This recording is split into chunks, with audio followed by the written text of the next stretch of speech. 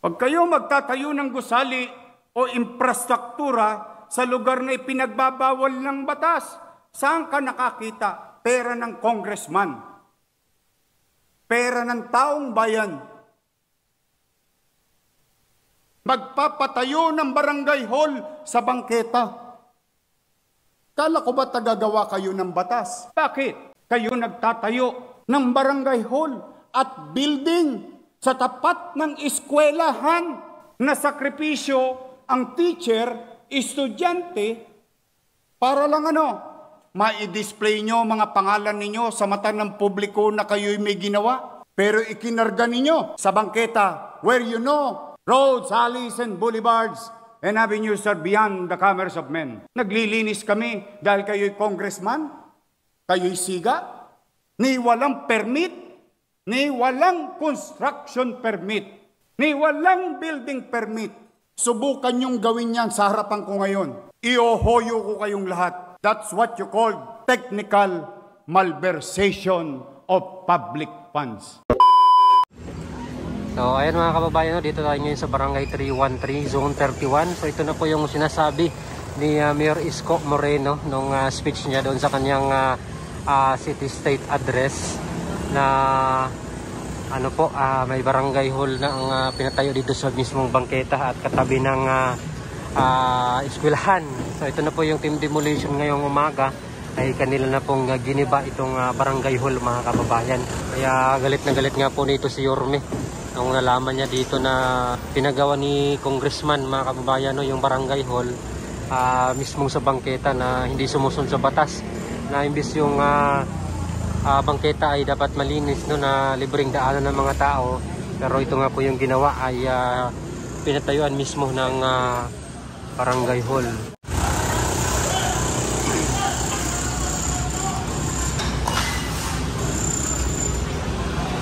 Santa Cruz.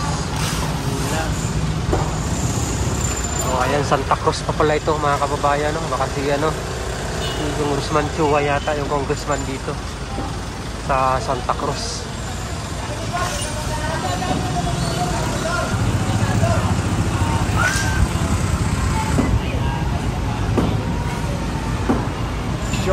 Of public funds.